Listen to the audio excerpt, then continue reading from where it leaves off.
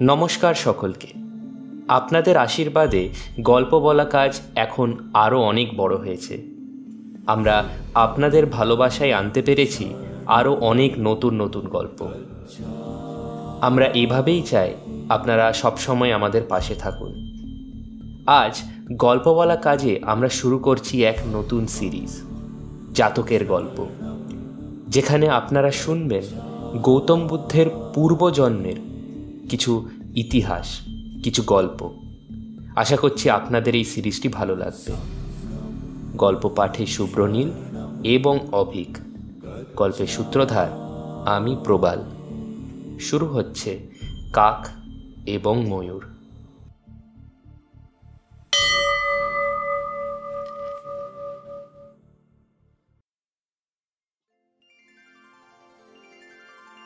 পুরাকালে বারাণসীরাজ ব্রহ্মদত্তের সময় ভগবান বোধিসত্ত্ব একবার ময়ূর রূপে জন্মগ্রহণ করেছিলেন।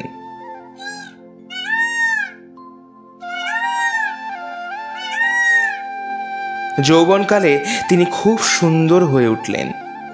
তিনি থাকতেন এক বনে। সে সময় কয়েকজন বণিক নৌকায় একটা দিশা কাক নিয়ে বাবেরু রাজ্যে এলো। দিশা কাক কাকে বলে জানো? সেই প্রাচীনকালে সমুদ্রের দিক ঠিক করবার জন্য নাবিকেরা পোষা কাক সঙ্গে নিয়ে যেত। দিক ঠিক করতে না পারলে তারা কাকটিকে ছেড়ে দিত।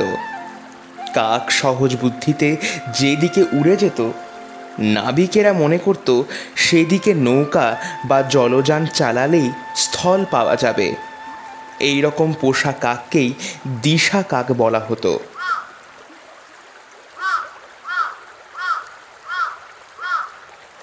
সে সময় বাবেরু রাজ্যে নাকি কোনো পাখি ছিল না।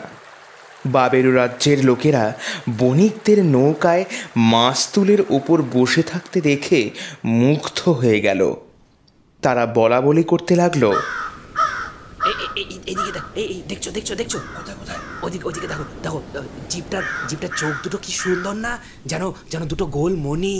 হ্যাঁ বাবা, দেখেছো জিপটার গায়ের রং কি চমৎকার, এই সত্যি কি দারুণ দেখতে। কিন্তু কাকের এই রকম প্রশংসা করতে করতে বাবেরুবাসীরা বণিকদের বলল, বলছি ও বাবু মশাইরা, আপনারা আমাদের এই পাখিটা দিন না।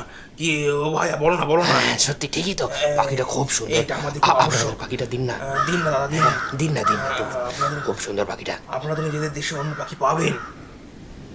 যদি আবশ্যক হয় তবে দাম দিয়ে পাখিটি কিনে নিন। আচ্ছা আচ্ছা, ঠিক আছে ঠিক আছে, আমরা এক কাহন দিচ্ছি। কি বলো ভাইয়ারা, আমরা এক কাহন নিশ্চয় পাখিটা আমাদের দিন। পাখিটা দিন। না না, এক কাহনে এরকম একটি পাখি আমরা দিতে পারবো না।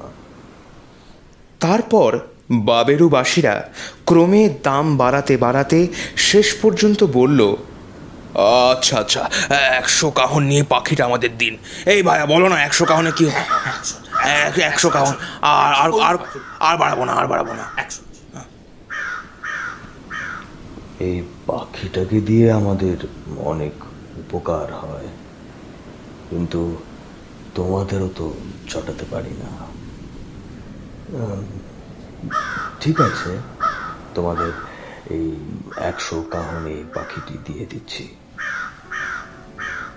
বণিকেরা 100 কাহন নিয়েই কাকটা বিক্রি করে দিল। বাবেরু রাজ্যের লোকেরা আগে কখনো পাখি দেখেনি, ফলে ওই গুণহীন কাকের আদর যত্নের আর সীমা রইল না। বাবেরুবাসীরা কাকটাকে একটা সোনার খাঁচায় রাখলো।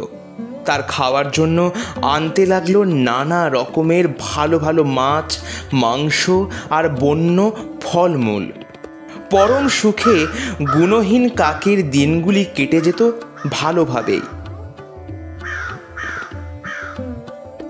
পরের বার বণিকেরা বাবেরু রাজ্যে যাওয়ার সময় একটি ভালো জাতের সুন্দর ময়ূর সঙ্গে নিয়ে গেল। তারা ময়ূরটিকে এমন শিক্ষা দিয়েছিল যে তুড়ি দিলেই সে সুন্দর কোকারপ করত। হাততালি দিলেই ময়ূরটি পেখম তুলে নাচত। বাবেরু রাজ্যের বহু লোক বণিকদের নৌকা দেখতে এলো।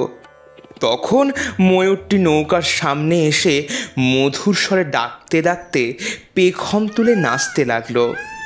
দেখে বাবেরু রাজ্যের লোকেরা খুব খুশি হলো।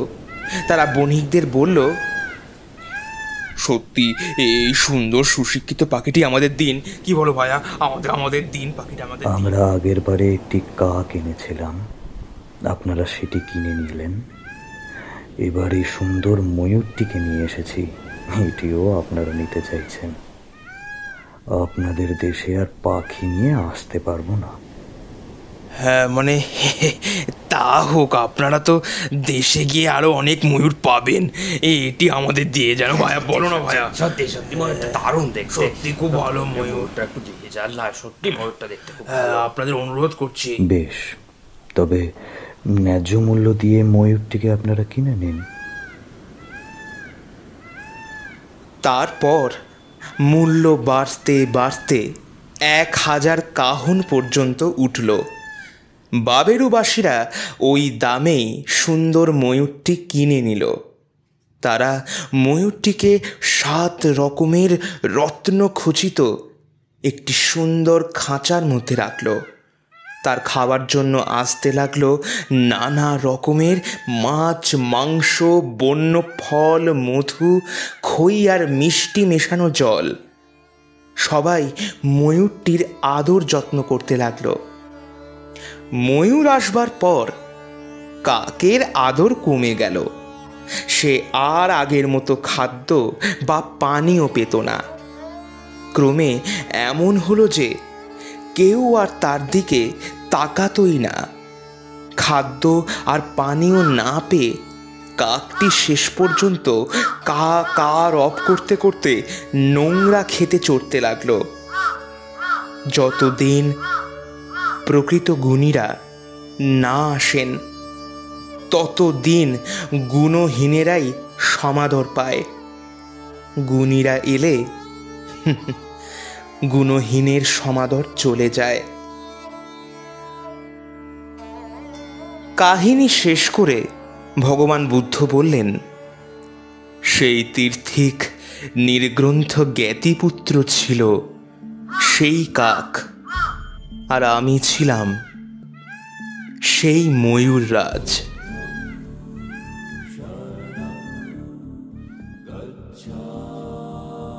গল্প বলা কাজ অফিসিয়ালে আজ আপনারা শুনলেন জাতকের গল্প সিরিজের প্রথম গল্প কাক এবং ময়ূর। গল্প পাঠে শুভ্রনীল এবং অভিক, অন্যান্য কণ্ঠে শুভ্রনীল, অভিক এবং প্রবাল। গল্পের সূত্রধার আমি প্রবাল।